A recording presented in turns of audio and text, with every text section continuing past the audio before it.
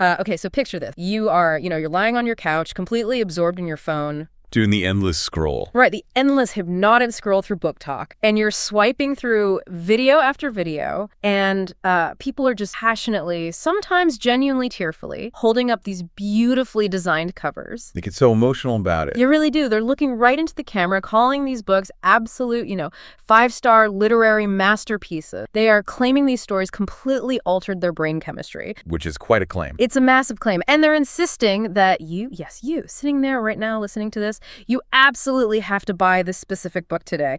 So, you trust the community. You pull up Kindle Unlimited, you download this highly praised, culturally dominant romantasy novel, and you settle in. You settle in for what you fully expect to be just a transformative, immersive weekend of reading. Exactly. And then the reality of the actual text sets in.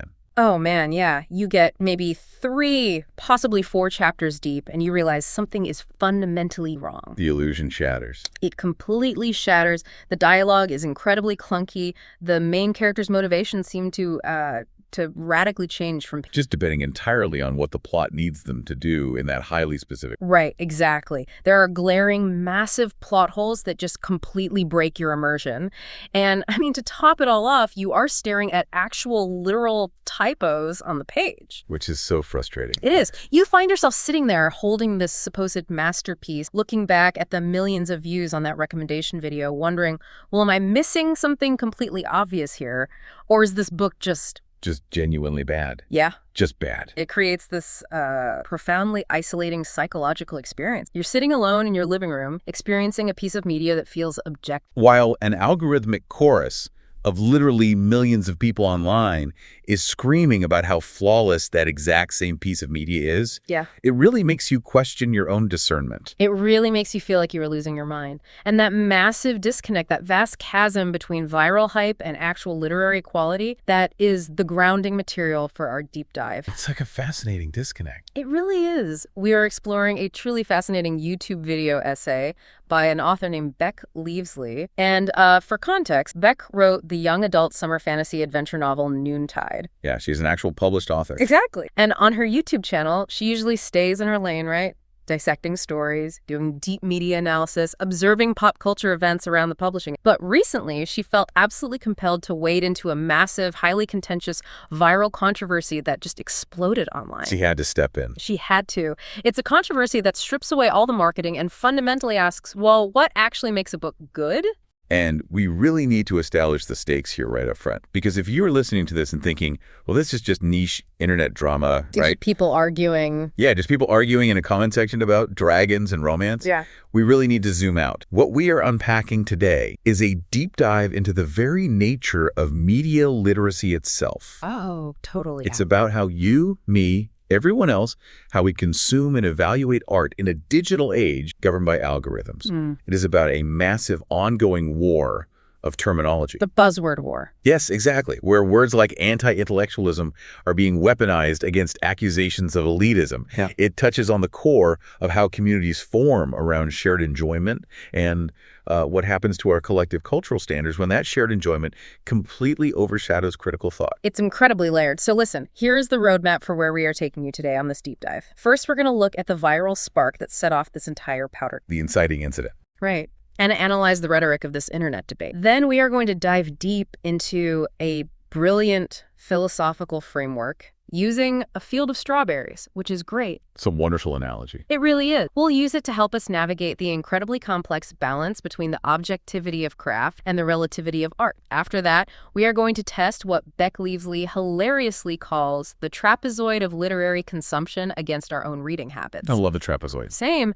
And finally, we are going to completely reframe the concept of critical. We are taking it out of the realm of being this moral identity that people use to just feel superior. Exactly. Moving away from that elitism. Right. And examining it as a practiced participatory skill that you can actively develop. And that last point is so crucial. It's a necessary shift in perspective, and frankly, a deeply relieving one for anyone who's ever felt a pang of insecurity about the books stacked on their nightstand. Okay, let's unpack this. Let's jump right into the catalyst, the match that lit the powder keg. We have to talk about Maddie Clark's video. We do. So Maddie posted a critique of the current state of popular literature that simply exploded. I mean, it hit over 3 million. And 3 million views means this completely escaped her use. Exactly. She has about 90,000 followers, usually doing lifestyle stuff. So 3 million views means it became a broader cultural flashpoint. She was not pulling any. No. She heavily criticized the community's current obsession with churning out and consuming these Kindle Unlimited romantasy books. But, you know,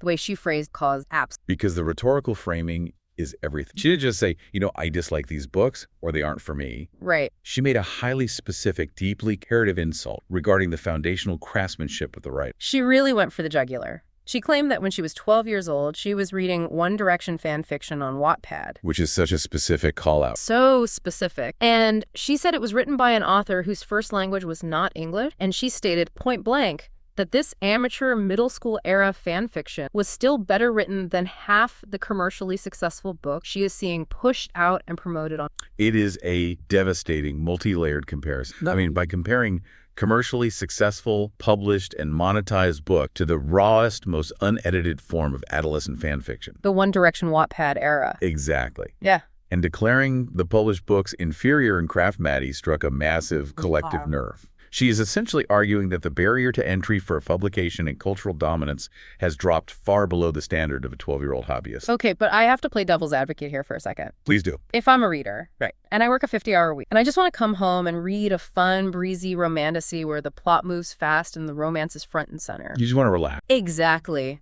Why should I care if the prose is a little basic? Isn't Maddie just being a bit of an elitist hater here? I mean, if people are reading for fun and these authors are spelling things out simply so readers can just turn their brains off, what is the actual harm? And that is exactly the friction point that ignited the controversy. Right. If we look at this impartially, completely removing our own preferences, we see two deeply entrenched, fundamentally opposed perspectives reacting to that exact question you just asked. Right. On Maddie's side, the frustration isn't necessarily that people are having fun. It's not an attack on joy. Okay. The frustration is a perceived systemic decline in reading comprehension and critical standards. It's the frustration of someone observing a market where nuance, subtext, and complex literary devices are actively punished by readers who complain the book is, quote, too confusing. Oh, interesting. So they want it spelled out. Exactly.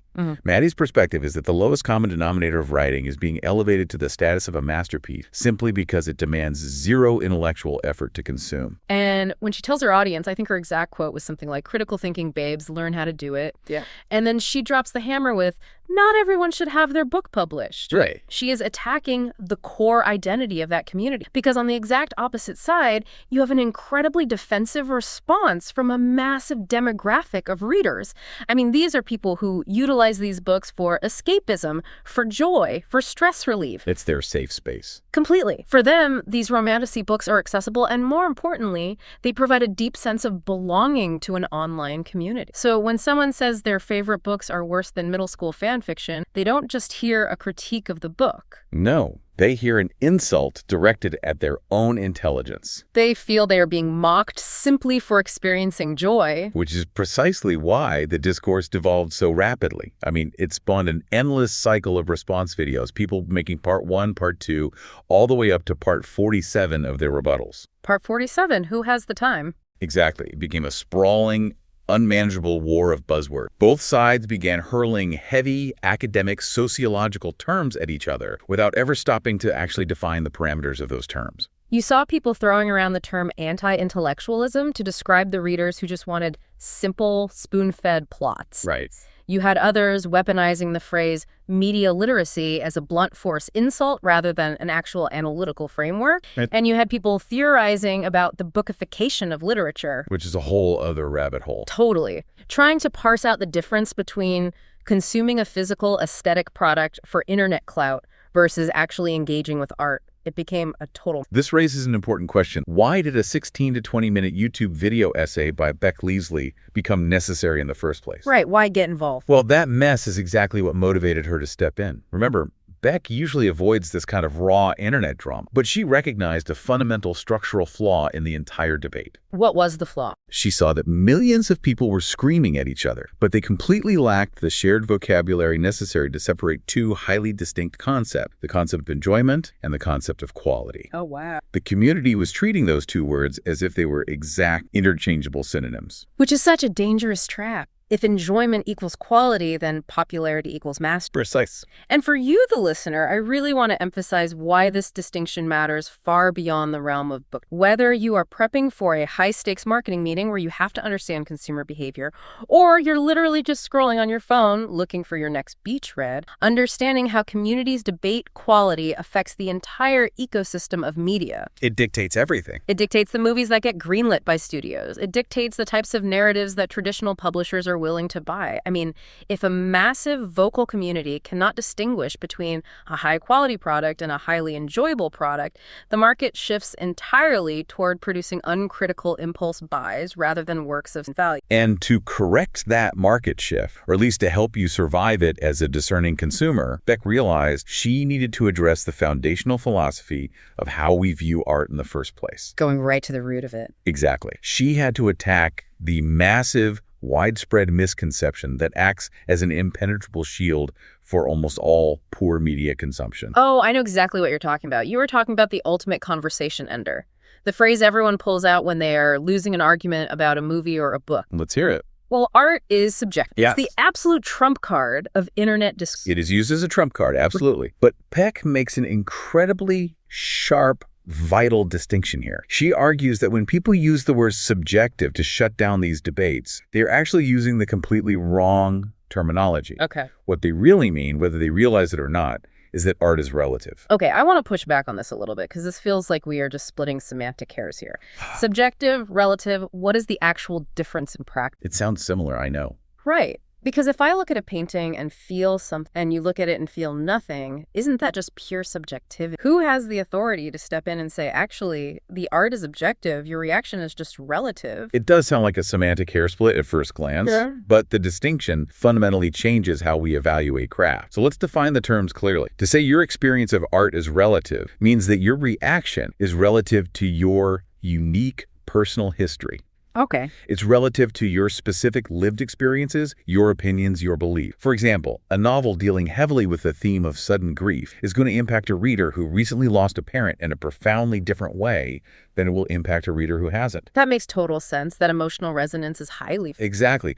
But, and this is the crucial pivot that dismantles the art is subjective shield, just because your emotional experience of the art is relative does not mean the craft of the art itself lacks objectivity. Okay, I see where you were going. And Beck asks this brilliant, really simple question in the video to prove this. She asks, how do we know that writing specifically has an objective? And her answer is undeniably logical. It is. Because a writer can get better at it. It completely reframes the entire concept of the artistic process. Think about the implications. If writing were purely 100% subjective, with absolutely no objective metrics whatsoever, then a toddler smashing their hands on a keyboard for an hour would produce a manuscript that is just as valid, just as structurally sound as Leo Tolstoy's War and Peace. Which is absurd. It's totally absurd. We instinctively know that isn't true. We know that authors spend years taking masterclasses, they go through rigorous developmental edits, they study narrative structure, pacing, character arcs, all with the explicit goal of getting better. The existence of an edited book is physical proof that the author recognizes standard. As Beck says,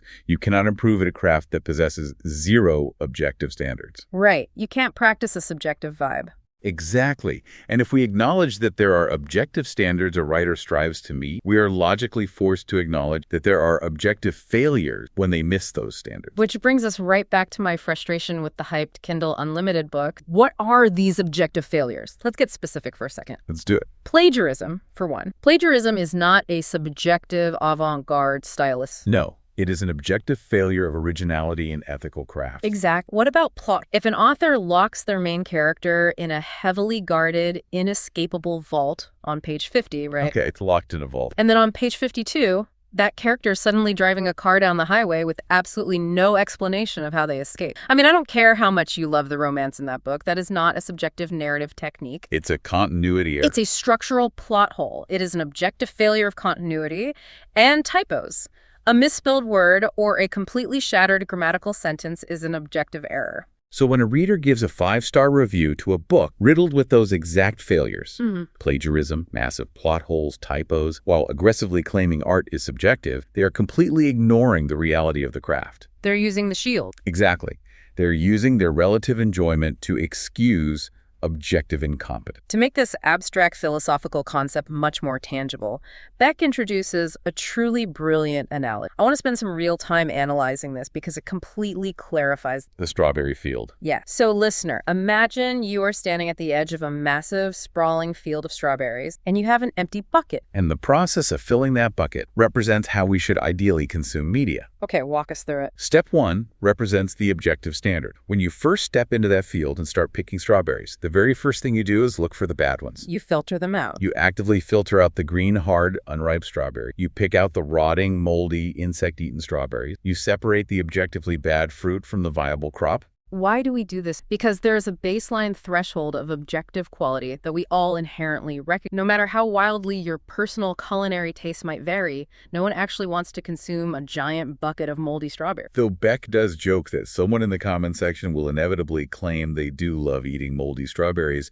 just to be a contrarian and win the internet argument. Someone always does. But the core truth remains. You establish the threshold first. You remove the objectively flawed item. The typos, the plot holes, the terrible pacing, those are the moldy strawberries of the literary world. And then comes step 2, which perfectly encapsulates the relative aspect of art. Once that baseline threshold is met, once the moldy and unripe fruit is gone, what remains in the field is entirely up to your personal relative taste. This is where the individuality. Do you want the massive, giant, visually perfect strawberry? Do you prefer the tiny, highly tart ones hidden under the leaves? Are you picking these strawberries to boil them down into a complex, sweet and savory jam? Or do you just want fresh ones to slice up and throw on top of a bowl of cheap vanilla ice? That is your relative personal taste interacting with an objectively sound product. Right. But the vital mechanism here is that you are still making those highly relative personal choices from a batch of fruit that has already passed the objective threshold of quality. This separation of objective threshold and relative taste is vital for media literacy. It gives us the precise vocabulary that the online community is currently lacking. It really does. It allows us to articulate two very different experiences. We can say, this book meets all the objective standards of good writing, the prose is tight, the pacing is excellent, but the subject matter is simply not to my relative taste. Or conversely, it allows us to honestly admit this book completely fails the objective standards of good writing. The dialogue is wooden and the plot makes no sense. But my relative experience of reading it was highly enjoyable because it hit my specific tropes. Exactly. But why is it so hard for people to admit that second part? Why do we fight so hard to defend the objective quality of things we just happen to enjoy? Beck brings in a heavy hitter to explain the psychological block. She quotes from Mortimer J. Adler's classic foundational guide, How to Read a Book. And this quote really stops you in your tracks and forces you to reevaluate how you talk about me. Adler writes, "Imaginative literature primarily pleases rather than teach. It is much easier to be pleased than to be taught, but much harder to know why one is pleased. Beauty is harder to analyze than truth." Beauty is harder to analyze than truth. We need to really unpack the mechanics of that statement because it explains the entire BookTok phenomenon. If we break down the mechanics of analyzing truth, we can look at a piece of purely functional writing. Think about a textbook or a highly detailed manual on how to rebuild a car engine. Okay, a car man. That text represents truth. It is incredibly easy, almost entirely frictionless, to explain why a car manual is good or bad. You can objectively point to the diagram on the page and say, this paragraph taught me the precise torque needed to replace the spark plug. I apply that torque. The car now runs perfect. This is an objectively good manual. Right. It's completely binary. The information was factual and successfully transmitted, or it wasn't. The car starts or it doesn't. Exactly. But imaginative literature, a sprawling fantasy epic, a delicate romance novel, a tense psychological thriller, these books do not primarily exist to transmit factual truth. No, they exist to please us. They traffic in the nebulous realms of beauty, emotion, and aesthetic experience. And it is incredibly notoriously difficult to articulate precisely why a particular romance novel brings us a profound, visceral sense of joy. The emotional mechanics are invisible to the naked eye. We know we feel butterflies. We know we are turning the pages frantically, but we lack the critical vocabulary to explain the specific arrangement of words that cause that physiological reaction. And because that joy is so incredibly hard to analyze, and because we don't have the words to explain the mechanics of beauty, we panic when someone like Maddie Clark challenges our reading habits. We throw our hands up in the air. We take the easy, intellectually lazy way out, and we just default to the, well, art is subjective. I liked it, therefore it's... It is a complete critical cop-out. It allows us to bypass the difficult work of analysis. Beck's conclusion from this Adler quote is actually really inspiring. She isn't saying we should only read dense, depressing, difficult books. She argues the exact opposite. Right. She says that we need to demand the exact same rigorous objective standards for joyful, fun, in-love art as we do for heartbreaking, serious, tragic art. That is a fascinating cultural bias she highlights. We have a tendency, especially in literary circles, to automatically give sad, dense, difficult book all the critical respect. We assume that because a book is hard to read, it must be objectively good. And conversely, we treat fun, joyful, escapist books as if they don't require any craftsmanship at all. But think about how difficult it is to write genuine joy. Capturing the authentic feeling of falling in love or writing a genuinely hilarious comedic scene is an incredibly difficult technical skill for an author to master. Joy is fleeting and highly specific. Why do we give authors a pass on bad writing just because the genre is supposed to be fun? We should demand high-quality, mold-free strawberries, whether we are meticulously baking an intricate, complex, artisanal tart or just tossing a handful of berries onto our Tuesday night. Demanding that level of quality across all genres, however, requires us to completely dismantle the restrictive categories we currently use to talk about. Okay, let's unpack this. Here's where it gets really, which leads us directly into the massive cyclical trap that so many readers fall into when these viral controversies inevitably flare up. Let's talk about escaping the category trap. The architecture of internet art. Yes. When people hear a visceral critique like Maddie Clark, when they hear their beloved romantasy compared to Wattpad fan, they don't usually stop and think about Mortimer J. Adler. No, they panic. They panic and they immediately retreat into what Beck identifies as French logical fallacy. Specifically, Beck points out that the community constantly cycles between false dichotomies and false trichotomies to defend their reading. Let's test these fallacies because I see them every single day on. First, false dichotomy. In the context of this debate, the false dichotomy held the literary world is strictly divided into two available options. Option A and option B. Right. Option A, which are smart, important books, and option B, which are fun, entertaining books. And you see this defense deployed constantly. The argument usually sounds something like, look, some books are dense, literary masterpieces meant for deep academic analysis in the classroom, but some books are just fun, entertaining beach reads meant to help you turn your brain off. I'm choosing the entertaining ones, and that's totally valid. On the surface, if you are just scrolling past a comment, that sounds like a perfectly reasonable, balanced defense. But if you actually apply any critical pressure to it at all, the dichotomy shatters. It falls apart completely. There are millions of books published in the world. It is mathematically and philosophically impossible that they can all be shoved into just two binary boxes of smart or fun. What about a heavily researched historical biography that reads like a gripping? Is that smart or fun? Or what about a fluffy romance novel that secretly contains a razor-sharp satirical critique of class structures? Exactly. Where does that... When readers inevitably realize that the simple A or B dichotomy is inherently flawed and doesn't account for their actual reading experience, they try to evolve their argument. But instead of abandoning the rigid boxes, they just add a third box, stumbling directly into a false trichotomy. Ah, the false trichotomy. This is where the discourse shifts to, okay, fine. There are smart books, which is A. There are entertaining books, which is B, A, and D. There is a rare third category of books that manage to be both smart, A, and D, A. And then the community collectively decides that the ultimate noble goal of read is to hunt down these magical A-B. But this is still a massive trap. It is a trap because it still leaves absolutely no room for any complex emotional or intellectual experience that doesn't fit neatly into A-B or a perfect 50-50 split of A-B. What about a book that is neither conventionally smart nor conventionally entertaining, but is deeply unsettling and provocative? Where does that fit? It doesn't. More importantly, both of these logical fallacies completely entirely miss the actual point of Maddie Clark's original viral complaint. They deflect from it. Let's look at what Maddie was actually attacking. She wasn't addressing authors, telling them they aren't allowed to write romance. She wasn't addressing the traditional publishing industry. And she wasn't even attacking readers for having a good time reading smutty fantasy. No, her highly specific target was the readers who consume inherently, objectively bad books and then turn around and enthusiastically recommend them to the entire world as good book, completely failing to make any critical distinction between their personal relative enjoyment and the book's objective structural quality. Because the smart versus fun dichotomy is completely useless for solving this specific lack of critical distinction, Beck introduces her own framework to replace it. And she jokingly introduces it as her very official, extremely serious Pentagon of literary consumption before immediately pausing, counting her own points, and correcting herself to call it a trapezoid. It's a great self-deprecating moment in the essay, but the framework itself is genuinely robust. I want us to really test the structural integrity of this trapezoid because it is an incredibly helpful tool for any listener trying to navigate their own media consumption without feeling guilty or ill. There are 4 points. Let's walk through them one by one. Let's do it.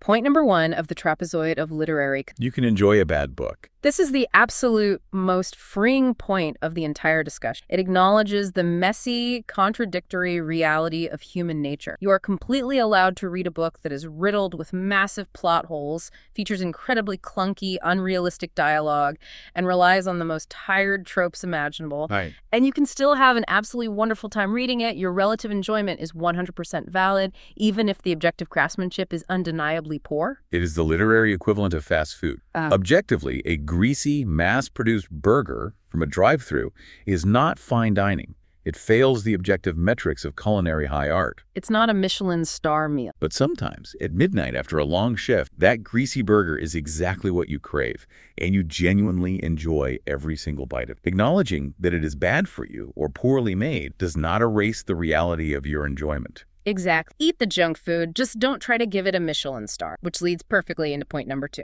You can enjoy a good book, but enjoying it doesn't automatically make it a good book. This is the exact critical distinction that Maddie Clark was begging the online community to understand. Your personal, highly relative enjoyment is not the metric by which the objective quality of art is measured. If you read that poorly written, typo-ridden romantasy and you absolutely fall in love with the characters, that is a beautiful relative experience. But your love for those characters does not possess the magical ability to retroactively fix the typos, tighten the pacing, or close the plot. The objective reality of the text remains. It is still a bad book. Happy joy. I think this is where people get stuck. They feel like admitting a book is bad somehow invalidates their joy. But separating the two actually protects your joy from critique. Okay, let's look at point. You cannot enjoy a bad book. Now, on the surface, this sounds like a direct contradiction of point 1. It does, but Beck clarifies this apparent paradox with a vital subpoint, point 3a. Just because you didn't enjoy it doesn't make it a bad book. I want to really test this one because this is where the ego gets involved. If I spend $20 and 10 hours of my life reading a book and I am bored to tears, my immediate instinctual reaction is to go online and tell everyone the book is garb. But Beck is saying I can't do that.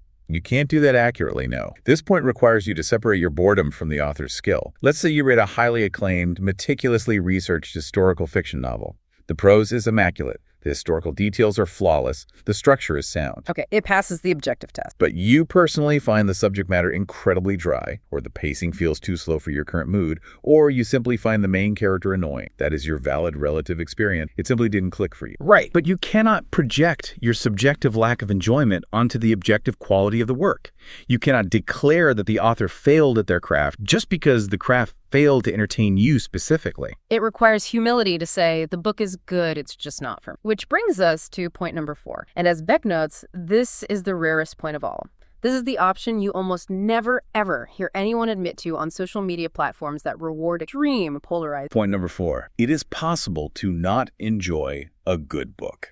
This requires a massive, almost uncomfortable amount of critical maturity to admit out loud, to look at a piece of media, to acknowledge its cultural impact and say, I recognize the immense skill of the author, I see the flawless execution of the themes, and I acknowledge the objective, undeniable quality of this work, and I absolutely hated every single second of it. Beck provides a fantastic, highly personal example for this exact point to prove that even literary analysts experience this disconnect. She brings up J.D. Salinger's classic, The Catcher in the Rye. The Catcher in the Rye is practically the definition of canonical America. It has been analyzed in classrooms for decades, and Beck freely acknowledges. She states on the record that she believes it is extremely well written. She acknowledges the objective mastery of Salinger's voice. Right. She agrees that it is, objectively, a good book. But her relative personal experience of interacting with that text is completely at odds with her objective assessment of its quality. They are on completely different planets. She admits that despite its undeniable objective quality, there is not a single word on any of those pages she ever wants to subject herself to reading again. She simply, fundamentally, did not enjoy the experience of being in Holden Caulfield's head. If we zoom out and connect this 4-point framework back to the broader cultural issue, we have to ask why this trapezoid is so urgently necessary. What is the actual tangible danger of ignoring this framework and continuing to force all books into those neat little A and B boxes of smart or fun? Right, what's the harm? The danger is that when we collapse all nuanced discussions of media into binary categories, we completely stop asking hard questions. We atrophy our critical faculties. We stop analyzing altogether. Beck has an incredible quote in the video regarding this exact danger of analytical atrophy. She says, "The person who says he knows what he thinks but cannot express it usually does not." I want the listener to really let that sink in for a moment. Picture someone standing in front of a ring light, recording a video, or sitting in a circle at a local book club, passionately recommending a book to others. Yeah. But when pressed, they are completely unable to articulate what specific elements they enjoyed about it. Is it the world building, the dialogue, the thematic resonance, and more importantly, they cannot articulate why those elements worked for them. If you cannot express those things, then what information are you actually utilizing to make the record? You weren't utilizing information at all. You were just broadcasting a raw, unexamined, unprocessed emotional feeling. You were essentially just shouting, "I felt good," into the void. And that is the exact point where Maddie Clark's initial fiery frustration is completely philosophically just. Beck ultimately agrees with Maddie on this foundational premise. There is a way to learn how to write. There is a tangible craft. Therefore, by definition, there are bad books. And Beck states a clear ethical rule for media consumption. Never praise a book that you read strictly for fun and that you knew was objectively bad as a 5-star literary masterpiece. Because when millions of people do that collectively, the words master quality are stripped of all their meaning. They just become synonym popular. But acknowledging this reality leaves the modern reader in a very precarious, anxious position. If we admit that objective standards exist and that many popular books feel them, are we just doomed to repeat this endless cycle of internet hostility? Are we stuck in a permanent, exhausting war of elitism versus anti-intellectualism, constantly battling each other with academic words every time a That anxiety is exactly why we need to move to the final and most redemptive part of this deep dive, because the answer to that question is a resounding no. We are not doomed to endless buzzword war, but we do have to undergo a radical shift in our mindset regarding how we interact with art. We have to start viewing discernment not as a moral identity, but as a participatory act. This is perhaps the single most important takeaway for anyone listening who feels a lingering sense of anxiety or shame about their own reading habit. The core anxiety driving the defensiveness of the romantasy community is usually a subconscious fear. Am I a bad reader? Or worse, a bad or unintelligent person if I genuinely like trashy books? And Beck's video, backed by centuries of literary philosophy, provides a massive comforting no. You are not a failed individual just because you like a silly book about dragons. You are not unintelligent even if you don't fully understand why you enjoy. The societal problem only arises when people begin tying their core intelligence and their moral worth to the perceived prestige of the media they consume. We have to completely aggressively remove the concept of elitism from this conversation. Elitism weaponizes reading, but true critical reading is not a weapon designed to prove you are smarter or more cultured than the people in the comments section. Critical reading is simply the practice skill of learning to name your own experiences accurately. It is a practice skill, just like learning to play the piano or learning to cook a complex meal. It is a muscle that you can actively get better at using with intent. To illustrate how we build that muscle, Beck brings back Mortimer J. Adler and introduces a truly profound way of conceptualizing the physical act of reading itself. Adler compares the experience of reading a book to the experience of asking a living, breathing teacher a question. If we translate this to our everyday lived experiences, the analogy makes perfect sense. Imagine you're sitting in a classroom or a seminar and you are genuinely puzzled by a complex concept the lecturer just introduced.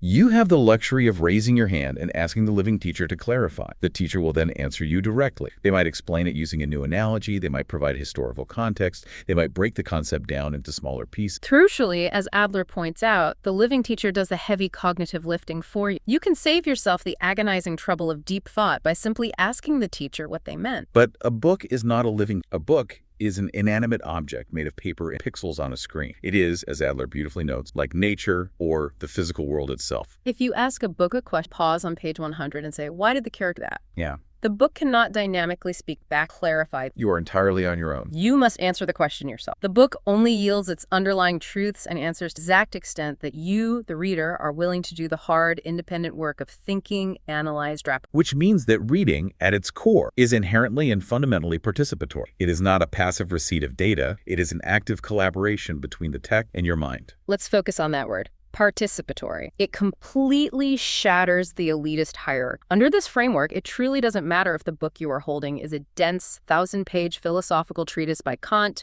or a fluffy, entirely predictable Kindle unlimited romantasy about a werewolf burrito. The genre is irrelevant. What actually matters is, did you participate with the text? Did you ask a question? Did you analyze your own emotional and physical reactions to the pacing? Did you interrogate the author's choices? And Beck rightfully acknowledges that accepting this participatory responsibility exposes the most difficult truth about literary criticism. True participation requires a deep level of personal vulnerability. It involves looking at a piece of media and admitting what you don't know. It takes a massive amount of self-awareness to close a book, feel a rush of adrenaline, and say out loud, I absolutely loved this, but I don't actually know why yet. I need to sit with it. I need to think about the mechanics of what just happened. Moving from being a passive consumer of algorithmic content to becoming an active participant in literature requires us to forcibly separate our immediate, raw, emotional feelings from the analytical act. To really drive this point home and to elevate this beyond just a conversation about TikTok drama, the video brings in another philosophical giant, C.S. Lewis. Specifically, Beck references his profound book, An Experiment in Criticism. And listener, get ready, because this is one of the most beautiful, empathetic ways to view the role of art in our daily lives that I have ever. C.S. Lewis makes a fascinating argument connecting aesthetics to human empathy. He argues that good, critical reading shares a foundational, essential mechanism with both love and morality. In the act of love, we must continually escape the confines of our own ego and step fully into the emotional experience of another person. And in the moral sphere, any genuine act of justice or charity requires us to imaginatively put ourselves in another person's shoes, actively transcending our own selfish, limited perspective. And in the act of reading, Lewis argues, we are doing something remarkably similar. In coming to truly understand and evaluate a piece of art, we have to consciously, deliberately reject the facts as they are for us, which is our relative bias, our current mood, our preferences, in favor of seeking out the facts as they are. We have to step outside of our own relative bubble and attempt to see the objective reality of the book as an independent entity. So what does this all mean? How do we take all of the strawberry field, the trapezoid of consumption, Adler's living teacher, Lewis's call for empathy, and synthesize it into a practical, everyday toolkit for the listener? How do we survive the buzzword war? Beck brings it all together brilliantly at the end of her essay by finally defining the distinct roles of the three concepts we've been circling this entire time: subjectivity, objectivity, and relativity. Let's lay them out as a final framework. First, subjectivity. Beck argues that relying purely on subjectivity, the idea that art is entirely whatever you want it to be, is actually a massive burden. It puts the primary, exhausting responsibility entirely on the reader to determine if a book has value based on absolutely nothing but fleeting, undefinable vibes. It provides no solid ground. Second is objectivity. Objectivity is the anchor. It is what allows us to see the book for what it truly is, independent of our feelings. It is the facts as they are. It is analyzing the grammar, the narrative structure, the pacing, the presence or absence of logical plot holes. It is standing at the edge of the strawberry field and clearly, dispassionately identifying them. And third is relativity. Relativity gives us the crucial personalized tools we need to understand the emotional, moral, and intellectual effect that the text actually had upon us. It is the study of how the objective book uniquely interacts with our deeply personal history and our specific take. But here is the absolute crux of Beck's entire critique of modern media analysis, particularly on highly reactive platforms like TikTok. We are constantly putting the cart before the horse. We are structurally incentivized to do so by the platforms themselves. The algorithms demand instant reaction. We want to know and broadcast what we think about a piece of media before we even care to investigate what that piece of media actually is. Yeah, we rush to our cameras or our keyboards to broadcast our relative emotional reaction. This book destroyed me. I was sobbing. It is a flawless 5-star masterpiece, without ever taking the necessary time to objectively analyze the facts of the book itself. Lewis tells us that in order to truly see the facts as they relate to ourselves, we must first be able to see the facts as they are. We need objectivity and relativity in equal measure, just as much as we need standards. But the objective standard must temporarily come first. You have to remove the moldy strawberries before you can decide if you want to make jam or ice cream. It is incredibly powerful, and it brings us right back to the inciting incident of this whole viral debate. It mathematically proves that we do not need a war of elitists versus anti-intellectuals. The problem on BookTok, or any online fandom, isn't that people enjoy wildly different types of books. The problem isn't that someone loves reading highly predictable, trope-heavy romantasy while someone else loves reading dense, tragic Russian literature. The real danger to our media is when the declaration of personal enjoyment, absolute end of a conversation instead of the starting. Precisely. When you close a book and your immediate reaction is, I liked it, That shouldn't be the final period on the sentence of your critical thought. That should be the opening clause of a much deeper inquiry. And that leads us to our final takeaway day. The next time you finish a book or walk out of a movie theater or consume any piece of media that you feel a strong, visceral reaction, whether you absolutely loved it or fiercely hated it, take a deliberate moment to practice. Try to name exactly why you felt that. Consciously separate the objective quality of the craftsmanship from your relative personal enjoyment. Ask yourself the hard questions from the trapezoid. Is this a beautifully crafted book that I simply didn't enjoy? Is this a structurally terrible book that I had an absolute blast reading? Engaging in this level of participatory analysis doesn't diminish the joy you felt. It actually deepens your appreciation for the art form, and it provides a much clearer understanding of your own internal landscape. And as we wrap up this incredibly deep dive, we want to leave you with a final, slightly provocative thought to mull over. We've spent a lot of time today discussing Adler's concept that reading is a participatory act, and that a book only yields answers if you do the hard work of thinking and asking it questions. The book remains entirely silent until the reader actively engages. So consider the landscape of a highly connected, hyper-viral digital culture like BookTok. What happens to literature as an art form when millions of people in a digital community are perfectly content to never ask the book a single question? If a massive community is only ever talking to each other, constantly validating and reinforcing their raw, unexamined enjoyment without ever interrogating the text, does the community itself become a closed-loop echo that eventually replaces the author's voice entirely? When we buy the hyped book, are we still actually reading the author's work, or are we just consuming the community's projected reaction? It is a chilling question, and it forces us to reevaluate our role, not just as readers, but as active participants in a cultural ecosystem. It really makes you rethink what you are actually participating in when you scroll through those endless We will leave you to ponder that the next time you open a new novel and prepare to step drop. Thank you so much for joining us on this deep dive. It has been an absolute pleasure pulling apart this incredibly nuanced topic with practice your discernment, keep asking hard questions of the media you consume, and we will catch